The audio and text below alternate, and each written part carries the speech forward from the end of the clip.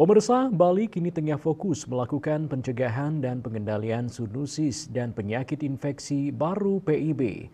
Zoonosis merupakan penyakit yang dapat menular dari hewan kepada manusia atau sebaliknya. Sedangkan PIB adalah penyakit infeksi baru atau berulang yang berpotensi menimbulkan wabah. Kepala Pelaksana BPBD Provinsi Bali Imadarantin selaku Sekretaris Tim Koordinasi Pencegahan dan Pengendalian Zoonosis serta PIB mengatakan capaian vaksin rabies hingga pertengahan tahun 2024 sudah mencapai 57% dari populasi HPR yang ada di Bali. Strategi khusus diperlukan dengan penerapan metode yang sama dengan penanganan COVID-19 dan penyakit mulut dan kuku untuk menangani rabies. Mengingat belum semua kabupaten membentuk tim koordinasi pencegahan dan pengendalian zoonosis dan PIB. Dikatakan pemerintah Indonesia telah mengumumkan langkah-langkah baru untuk pengendalian rabies yang meningkat di seluruh wilayah.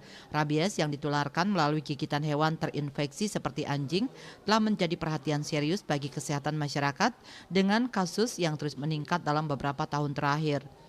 Untuk meningkatkan daya tahan tubuh perlu dilakukan peningkatan imunisasi massal. Pemerintah akan meluncurkan kampanye imunisasi massal di daerah yang teridentifikasi sebagai zona risiko tinggi dengan tujuan meningkatkan cakupan vaksinasi hewan peliharaan.